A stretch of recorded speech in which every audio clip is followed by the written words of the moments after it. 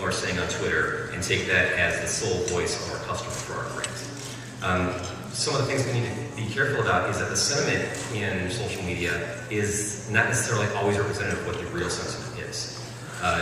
People might be, especially on Twitter, folks can tend to be a little bit more vociferous in terms of their, in terms of pleasing, expressing their displeasure with something. And I find this interesting because there have been many occasions where someone will complain about McDonald's on Twitter, and then we respond to them. We've got a customer service team who responds to people on Twitter. And a lot of times folks say, oh, no, sorry, I'm just venting. I was mad, but now I'm over it, so you don't really need to take care of it. So it's really interesting to see that and try to figure out what, so if people are venting sometimes, how do we figure out when they're venting when we actually need to get on top of that issue? We also need to look at our influencers, because just because there are 1,000 conversations about McDonald's taking place in a day, it may just be kind of general chatter about our brand. It might not be anything that's important.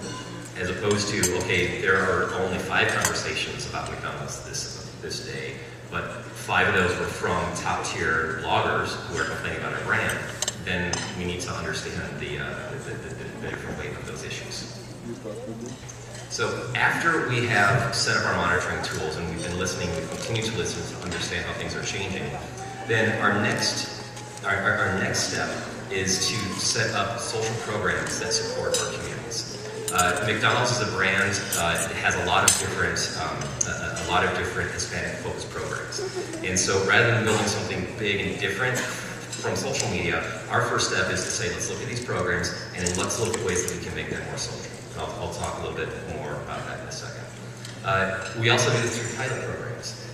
We're a big brand. Anything we do is going to have a pretty big impact. So we want to start off small wherever we can. So we'll do a one-time thing. Let's try this once, see what happens, evaluate it, and then decide if we want to do that again before we commit a ton of time and dollars to it. And we're continually trying to learn too. Monitoring is one point of learning, but after every program too, we're also going to take a time out and say, okay, that program, how did it do? What could have gone better? What I don't want you to go into my room. Change the next time. So our main communities that we have developed are our Facebook page and our Twitter page. So we've got 7 million fans on Facebook. We have 115,000 followers on Twitter. This is general market.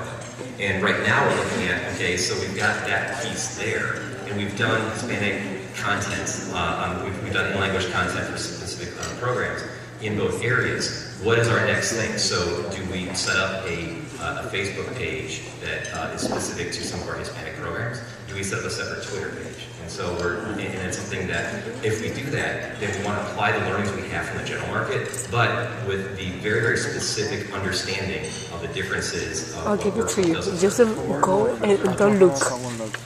So, pilot programs. I mentioned this before. I worked on the McDonald's brand for 5 years.